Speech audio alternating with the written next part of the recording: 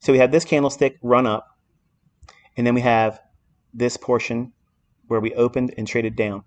You might look at this and say, well, why don't you have this and this? That's something entirely different.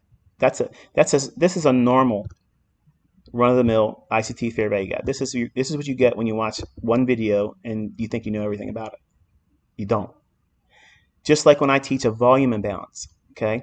If I teach you to use a volume imbalance when there's a fair value gap in formation, that means that there's a separation between one candle body and another candle's body that is inside of the fair value gap. We don't have that here. But what do we have? We have an overlapping of this candle's high. It's all body. And then we open, we trade down. It overlaps this little portion in here. But there's no wick there. You see that? Big telltale sign. What's occurring there?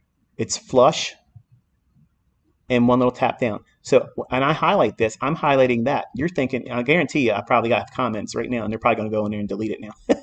They use my most recent post on my community post. You're drawing the fair value gap wrong. No, you're not. You don't know what the fuck you're talking about. This is how I would classify this inefficiency. But I have to encapsulate it here because this is a balanced price range between this low and that candle's high. That is a PD array that you've never learned before. It's the first time I'm introducing it.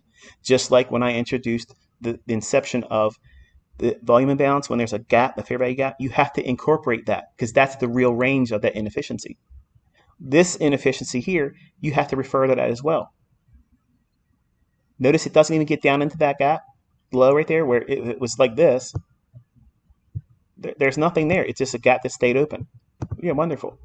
But that's not the narrative. The narrative is you have a balanced price range here inside of a fair value gap.